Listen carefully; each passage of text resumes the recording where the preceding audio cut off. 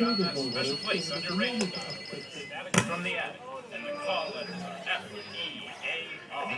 That's right, you've tuned into terror and found Frequency of Fear. Frequency of Fear, with your host, me, the Fright Meister. Ever feel just a little bit uncomfortable or out of place? As if something's wrong with your surroundings? Well, tonight's story is about two people who, even when they came to what they called home, still felt a little out of place. And now, Act 1 of tonight's tale of terrifying terror entitled A Place Called Home.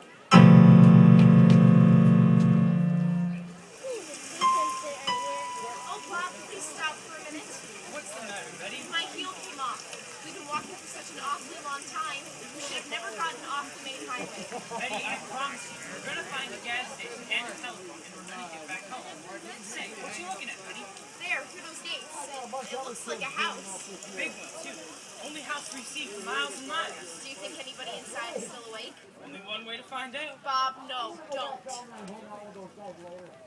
Why'd you have to go and do that? Oh, come on, Betty. You're not scared of a big old spooky mansion in the middle of nowhere, are you?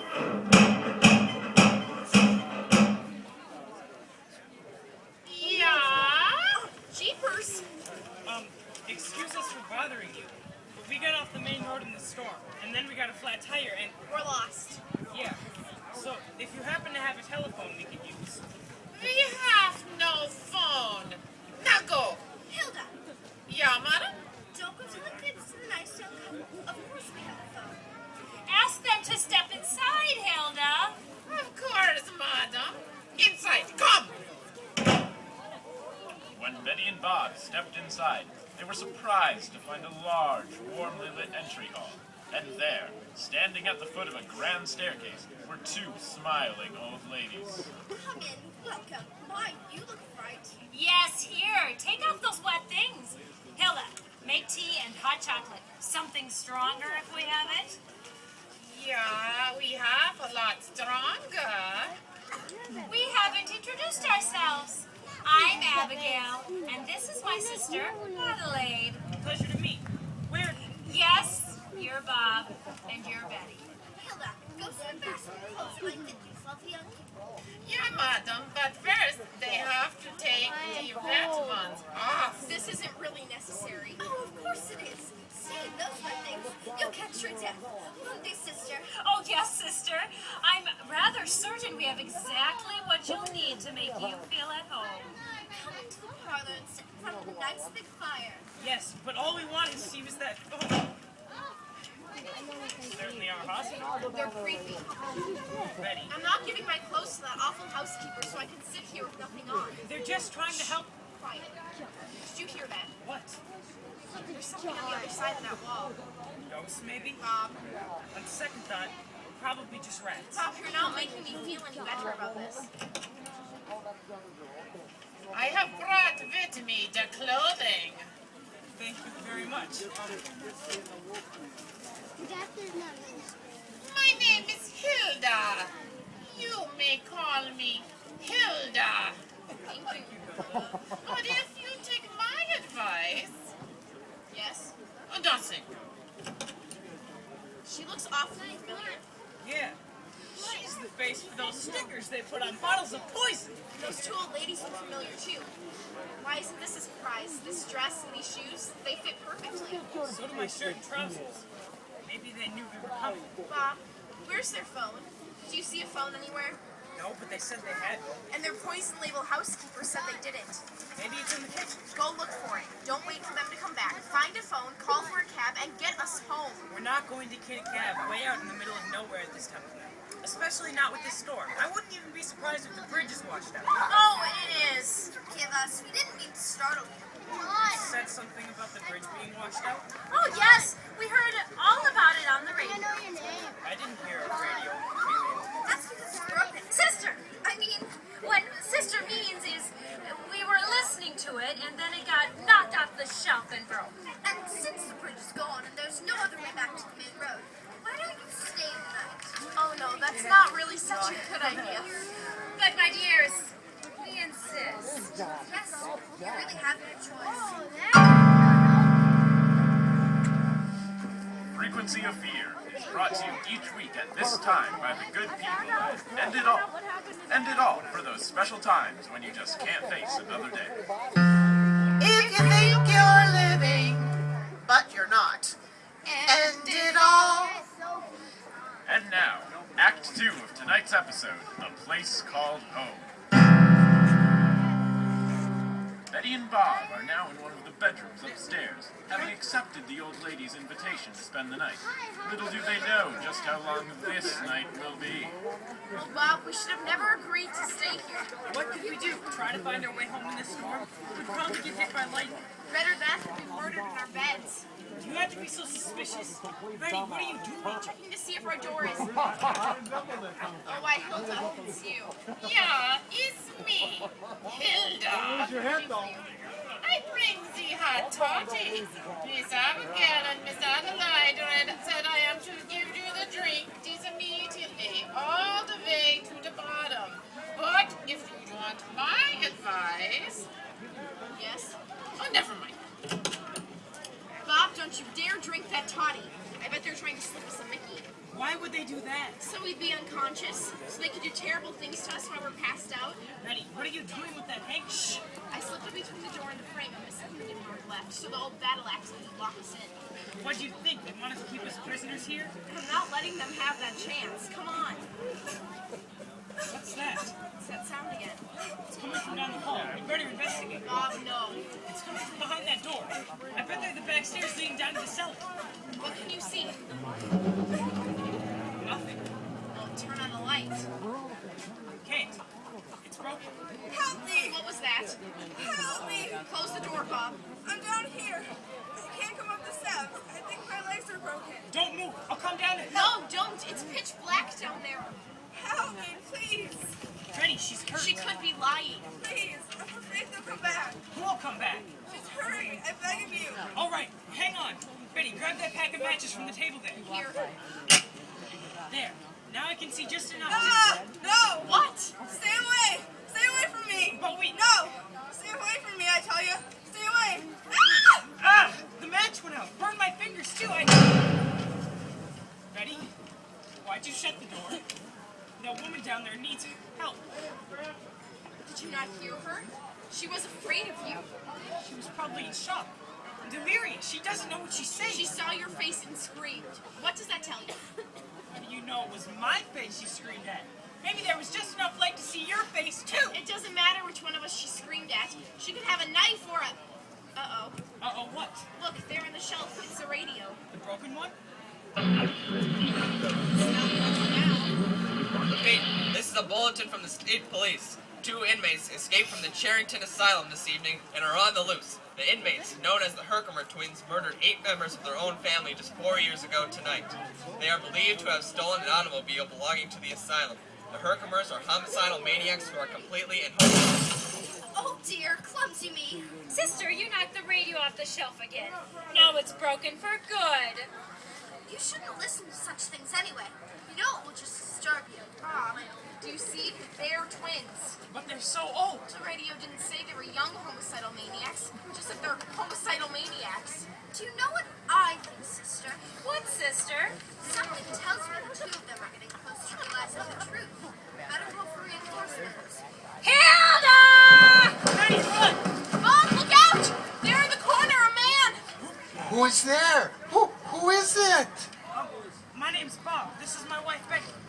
Bob and Betty? You were in that room down the hall there. That's the best room in the whole place. Why, there are those who would kill for that room. Kill? Now don't get upset. So many of the others become so agitated at the littlest things. Not I, though. I'm completely at home here. But then, I'm not the man I was. Not since the fire. Fire? What fire? They said it was my fault, the police did. Silly policemen. I just like the flames, that's all. I just like the pretty flames. See? See what? Come closer, and you will. Oh! His face! Burned and scarred. It's horrible. I love the flames. Look, it's Hilda. The meat cleaver. It's time to do some chopping. The window. Quick, give me that meat cleaver, you maniac. Ah, Gott in Himmel! Just took my chopper! And I'm gonna use it too. Jump out the window. Down in the backyard. Bob, Ready? no! Oof. You okay, honey? I twisted my ankle. I'll help you. Put your arm under my Ow! Bob, stop! Ready? What happened? It was there under the tree behind the shed. Car. And what are those words on the side? Charrington Asylum. Bob, they've come here. The escape twins stole that car and drove it here. Now we'll know for sure. We will return to the third and final act of A Place Called Home. But first, Well, hi there, Marjorie. Hello, Helen. We missed you at the PTA meeting last night. Marjorie, you look low. What's got you down? Well, what doesn't? The kids, the house, the dog, not to mention Ralph. Oh, it's just too much, Marjorie. Poor you. Have you tried killing yourself? Oh, I don't think I have the energy. You don't need energy. Not with Endidol. End it all? Endidol's the no-fuss, no-mess method of self-annihilation. I always carry some in my purse. See? Well, I don't know. I had trouble swallowing aspirin. That's why there's now easy-to-use Endidol chewables. I picked these up to put in my mother-in-law's tapioca. I didn't know your mother-in-law was suicidal. Oh, she's not. Now, what if I'm too scared? Then you want Endidol 6th floor depository strength. A sniper stalks you for a week to 10 days. You'll never know when he'll strike. That sounds like a choice for me. Thanks, Helen. You're a true friend.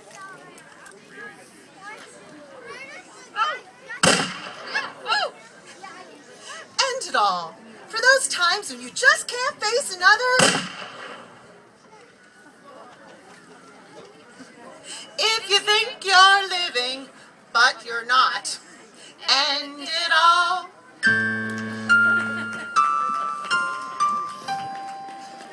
and now, the third and final act of A Place Called Home. Charrington Asylum. That must be their car. Come on, Betty, run. Bob, I'm trying. My ankle. Wait. Look. That light flashing in the trees, red and blue. Could it be? Yes, it is. It's a police cruiser, a squad car. It's coming down the road. Call to them. Get its attention. Help! Help us. Please, help us. Put your hands up.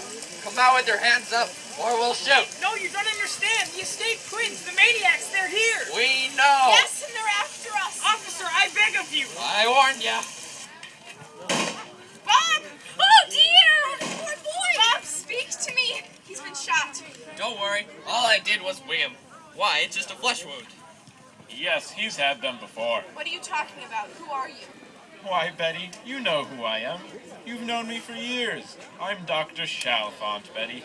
You're a psychiatrist. Now put the straitjacket on. Straitjacket? What? No. Get your hands off me. Get them off me. An hour later, in her padded room, Dr. Chalfont explains. You're all crazy, I tell you. You're trying to drive me insane. But that would be redundant. You'll have to forgive my little attempt at humor, Betty, but I've had a difficult night. I've also got quite a headache from that bang on the noggin you gave me when you knocked me out and stole my keys. What keys? The keys to all the doors here and to the car. But we never touched that car out there. Oh, no, not the car next to the shed. That car's been sitting there for years and years. It's up on blocks. No, Betty, I meant my own car. The one you and your brother stole and made your escape in. Until you had that flat tire. My brother. That's my husband, Bob. You just thought he was your husband. You see, since you are twins, you share certain interesting psychological traits. For example, you pick up on each other's delusions and fantasies. In this case, Bob fantasized that he was a normal, everyday husband with a normal, everyday wife, who just wanted to get back home to his family. As his twin, you caught his delusion, just like one would catch the flu or a cold. Eventually, you will remember who you really are. Bertha Herkimer, sister of Robert Herkimer, the homicidal Herkimer twins. But Miss Adelaide, Miss Abigail, they're sisters. They're the twins. Oh, they're similar in age and type, but they're not related. They just like spending time together, seeing as they were both poisoners who murdered their husbands with the same brand of arsenic. And the girl in the basement? The girl in the basement, as you call her, is Nurse Johnson. You threw her down the steps after she saw you hit me and take my keys. No wonder she was frightened once she saw your face. She'd thought you'd come back for her. And the Whispering Man? Mr. Dribblin, a world-class arsonist. He didn't recognize you as the Herkimer twins because he's blind. Oh my gosh. And Hilda, she's not the housekeeper, is she? Oh yes, Hilda's a housekeeper. She's also an axe murderer, just as you suspected. But why did they try to keep us here? They realized you'd come back to the asylum, completely by accident. Naturally, they wanted you to stay. They never wanted you to leave. Oh yes, nurse? Doctor, Mr. Herkimer would like to see his sister now. Would you like to see your brother, Betty? I guess. Bring him in, nurse. Yes, doctor. Come in here, Mr. Herkimer. Bob, oh Bob! Hello, Betty. I am glad you're safe. I'm feeling much better myself. This young lady and this gentleman have been awfully kind to me. You see, I understand now. You do? Understand what? That I'm back, sis. With you. We're home. Safe and sound.